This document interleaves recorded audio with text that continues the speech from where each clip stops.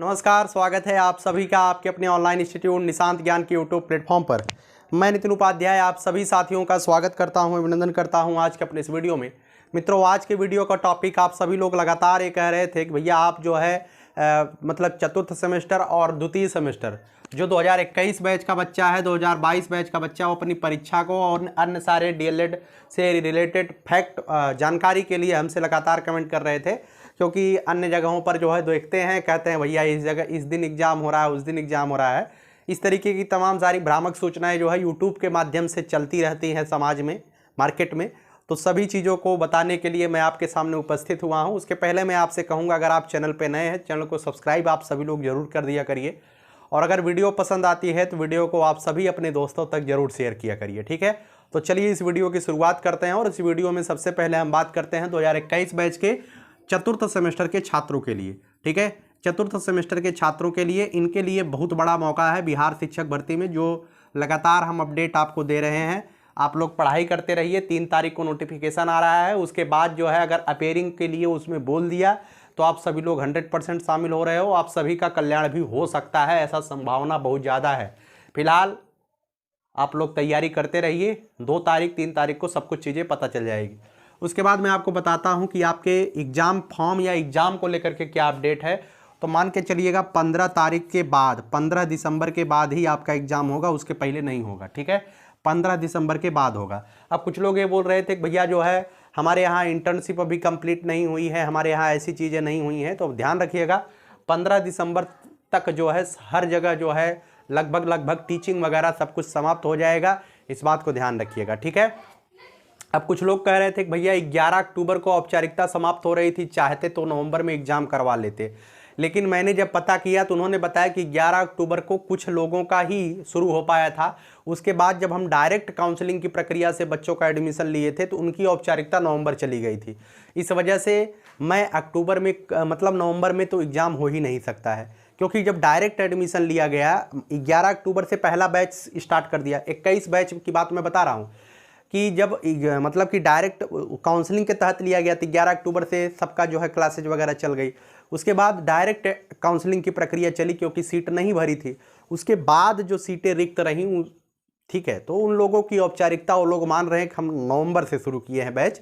तो ध्यान रखिएगा, जो भी मुझे अपडेट मिला है 15 दिसंबर के बाद आपका एग्ज़ाम हो जाएगा, और उसके पहले आपकी जो भी औपचारिकताएं होती हैं, इंटर्नशिप होता है, तमाम सारी चीज़ें होती हैं, वो सब चीज़ें समाप्त तो कर दी जाएंगी। कुछ लोग, एक बच्चा हमसे पूछ रहा था स्काउट गाइड के लिए, तो स्काउट गाइड का प्रशिक्षण करना क्या अनिवार्य है? तो मैं बता दूं 100% अनिवार्य है स्काउट गाइड का प्रशिक्षण करना, ठीक है। अब आप जाते हैं कि नहीं जाते हैं, आपको बुलाया जाता है, ये सब कॉलेज प्रशासन के ऊपर निर्भर करता है। मैं इस पर कोई टिप्पणी नहीं करना चाहता हूं। कॉलेज प्रशासन ही स्काउट गाइड का प्रशिक्षण लेता है, करवाता है, करता है। डाइट में तो 100% आपकी उपस्थिति अनिवार्य होती है। अब कॉलेज प्रशासन की तरफ से जो प्राइवेट कॉलेज होते हैं कैसे करते हैं, लेकिन हाँ, स्काउट गाइड का प्रशिक्षण होता है, ठीक है। तो इसी तरीके से अगर द्वितीय सेमेस्टर की बात की जाए, द्वितीय सेमेस्टर के छात्र हमसे लगातार पूछ रहे हैं। द्वितीय सेमेस्टर के छात्रों के लिए मैं बता दूं, द्वितीय सेमेस्टर वाले बच्चे ध्यान रखिएगा, आपका भी एग्जाम 15 दिसंबर के बाद ही होगा, उसके पहले नहीं हो पाएगा, ठीक है। इसी के साथ आपका एग्जाम होने वाला है। उसके बाद जो सबसे बड़ी ज़रूरत यह है कि मैं आप सबको बताना चाहता हूँ कि आप सभी लोगों के पास, जैसे आप कुछ जैसे चतुर्थ सेमेस्टर के छात्र जो है बिहार शिक्षक भर्ती की तरफ लग चुके हैं, अभी पूरी तरीके से क्लियर नहीं है, लेकिन बच्चा जो है तैयारी कर रहा है, क्योंकि एक उम्मीद है। देखिए, सबसे बड़ी बात ये होती है कि अगर आपके सामने उम्मीद है कि आप उसकी तैयारी कर सकते हैं। अगर आपने पढ़ाई किया है तो पढ़ाई अपच तो करेगी नहीं, कहीं ना कहीं काम ही देगी। इस वजह से काफ़ी सारे बच्चे उसमें लग चुके हैं। तो मैं आपको बता दूं, हर चीज़ करते रहिए, लेकिन अपने सेमेस्टर को हल्के में मत लेना, ठीक है। हल्के में लेने की भूल भी मत करना चतुर्थ सेमेस्टर को, क्योंकि अगर चतुर्थ सेमेस्टर में आपका बैक लगा तो अगले बार आप दिसंबर में ही पेपर दे पाओगे, पूरे 1 साल आप पीछे चले जाओगे, ठीक है। पूरा 1 साल आप पीछे चले जाओगे, इस बात को ध्यान रखिएगा। और अगर द्वितीय सेमेस्टर के छात्रों को बैक लग जाता है, देखिए बैक लगने का सबसे बड़ा कारण यह है कि आपको सही गाइडेंस, सही मार्गदर्शन नहीं मिल पाता, आपको पढ़ना क्या है और पढ़ना कैसे है, लिखना कैसे है, ठीक है। उसके लिए मैंने चतुर्थ सेमेस्टर के छात्रों के लिए मैंने एक पेड ग्रुप लॉन्च किया है, ठीक है। पेड टेलीग्राम चैनल लॉन्च किया है, ठीक है। अब कुछ लोग ये कह रहे थे कि कई लोगों का जैसे 140 बच्चा इसमें ऐड हो चुका है, ठीक है। इस पेड टेलीग्राम चैनल पे 140 बच्चा ऐड हो चुका है, और इसकी जो फीस है ये मात्र 100 रुपीज़ है। कुछ बच्चों ने इसमें कहा कि भैया आप कुछ पढ़ाते ही नहीं हो तो फ़ायदा ही क्या है। तो मैं बता दूं, मैंने पहले भी कहा था कि पेड टेलीग्राम चैनल पे आपको कोई भी नोट्स मेरी तरफ से नहीं दिया जाएगा। मैंने बताया था मार्केट में जो है सीरीजें जो चलती हैं मेरे पास, मैं आपको सीरीज दिखा देता हूं। मेरे पास देखिए ए राजन की सीरीज रखी गई है, ठीक है। इस तरीके से मैंने राजन की सीरीज भी रखी है, पवन की सीरीज भी रखी है, जितने भी चतुर्थ सेमेस्टर के मटेरियल हो सकते हैं मैंने मंगवा के रख लिया था। और उसके बाद जो है मैं इसमें से देखता हूं कि किस सब्जेक्ट के लिए कौन सी सीरीज बेहतर रहेगी। क्योंकि क्वेश्चन मित्रों ध्यान रखिएगा, जो पिछली बार आप लोगों ने अगर मेरे एक्सपीरियंस को फॉलो किया होगा तो क्वेश्चन कहाँ से आते हैं, क्वेश्चन सीरीज से ही आते हैं। अब किस विषय में कहाँ से क्वेश्चन बनाएगा और किस लेवल के क्वेश्चन बनाएगा और कैसे कैसे चीज़ें पूछेगा और आपको पढ़ना क्या है, देखिए ध्यान रखिएगा। मैंने प्रथम प्रश्न पत्र की PDF वस्तुनिष्ठ PDF इस पेड टेलीग्राम चैनल पे दिया। उसके बाद मैंने नीचे लिख कर दिया कि आपको क्या क्या चीज़ें पढ़नी है। उस पढ़ने के हिसाब से उस चीज़ को उस उस सीरीज से नहीं पढ़नी है, उस चीज़ को जो मैंने कहा है पढ़ने के लिए आप उसको किसी भी यूट्यूब चैनल से आप उस टॉपिक को पर्सनल उस टॉपिक को डाल दीजिए और किसी भी यूट्यूब चैनल से पढ़ लीजिए। पढ़ने के बाद प्रॉपर नोट्स बना लीजिए, क्योंकि वो चीज़ें उस पेपर में 100% आनी है, ठीक है।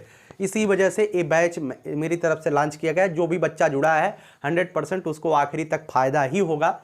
बहुत बड़ी चीज़ नहीं होती है 100 रुपये, लेकिन कहीं ना कहीं मैं बहुत दिनों से काम कर रहा हूँ, इसका थोड़ा बहुत आप सबको बेनिफिट मिलेगा। कुछ लोग कहते हैं आप पैसे के लिए काम करते हैं, जी बिल्कुल, पैसे के लिए तो हर कोई काम करता है, मैं भी काम करता हूँ, इसमें कोई दो राय नहीं है, ठीक है।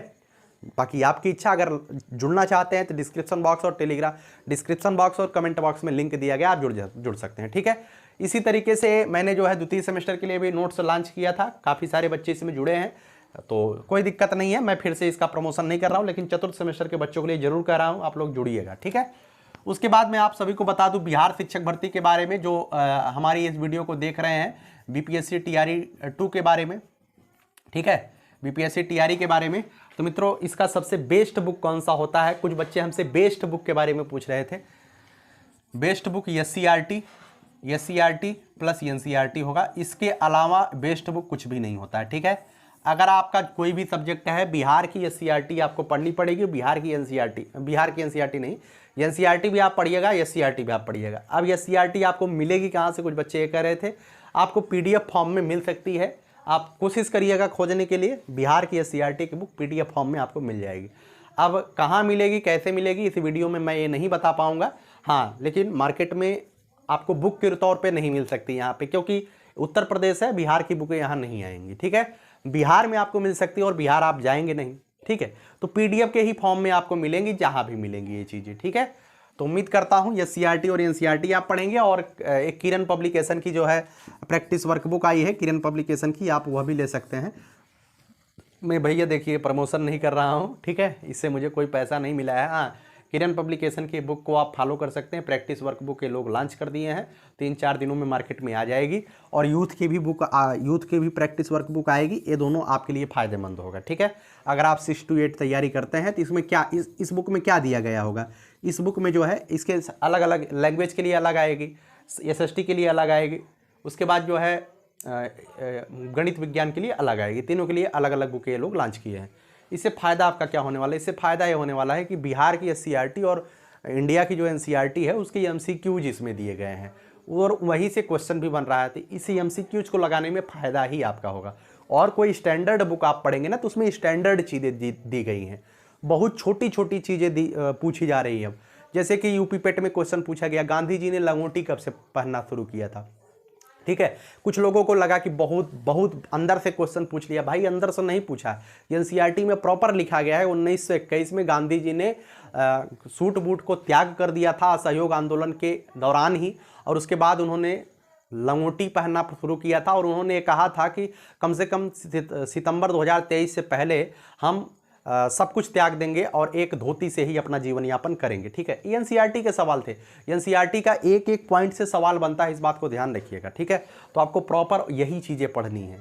इससे कितना फ़ायदा होगा ध्यान रखिएगा। आप यूपी पेट के क्वेश्चन, यूपी पेट के सिलेबस और यूपी पेट के पेपर को देख करके आपको लगा होगा कि अब पढ़ाई कैसे करनी चाहिए। किसी भी यूट्यूब चैनल से पढ़ करके आप बहुत अच्छा नहीं कर पाएंगे, बेसिक चीज़ें आप कंप्लीट कर सकते हैं। यूट्यूब का सहारा बस उतना लीजिए जहाँ तक कोई टॉपिक में आपको दिक्कत हो, बस, ठीक है। प्रॉपर अगर आपको पढ़ाई करनी है तो आपको NCERT, SCRT और स्टैंडर्ड बुकों को पढ़ना ही पड़ेगा, इस बात को ध्यान रखिएगा, ठीक है। तो उम्मीद करता हूँ आप लोगों ने सारी इन्फॉर्मेशन आपको मिल गई होगी। अब उसके बाद कोई इन्फॉर्मेशन बच नहीं रही है। आपका एग्ज़ाम कब तक होगा, इंटर्नशिप उससे पहले समाप्त तो ही हो जाएगा। बिहार शिक्षक भर्ती का एग्ज़ाम 7 से 10 दिसंबर के बीच इन्होंने बताया, लेकिन उसके बाद ही होगा, उसके पहले नहीं हो पाएगा। ये जो डेट दिए हैं, किस वजह से डेट दिए हैं आपको भी पता होगा। टीआरई फर्स्ट में कुछ दिक्कतें थी उनका इधर उधर करने के लिए, लेकिन ध्यान रखिएगा ये थोड़ा सा एग्ज़ाम डेट बढ़ेगा। कैसी लगी है वीडियो कमेंट बॉक्स में ज़रूर बताइएगा। और देखिए भाई, परेशान ना होइए, ठीक है। आज इंस्टाग्राम पे एक छोटा सा मैं कमेंट बता देता हूँ। छोटा सा एक बच्चा था, अभी कितने मिनट का वीडियो हो, 10 मिनट का हो गया। एक वाक्य बता देता हूँ। इंस्टाग्राम पे मैं नितिन उपाध्याय 817 के नाम से मेरा इंस्टाग्राम आईडी चलता है, उस पर कई बच्चे जुड़े हुए हैं। तो एक बच्चे ने हमारे पास मैसेज किया कि भैया ऐसी ऐसी परेशानी है, ठीक है। वर्तमान के समय में जानते हैं बच्चा 24-25 साल के एज में क्या होता है, इश्क मोहब्बत होता है पहली बार, किसी किसी का चौथी पाँचवीं बार होता है, और जिसका पहली बार होता है बहुत ज़्यादा दिक्कत होती है। अब एक बच्चा हमारे पास मैसेज किया कि इस तरीके की बात है भैया, बीपीएससी हमको देना है, सीटेट हमको देना है, उसके बाद डीएलएड देना है, और इसी बीच हमारे साथ ऐसा हो गया, ठीक है। ऐसा होने का मतलब जानते हैं वर्तमान के समय में क्या चलता है, ब्रेकअप।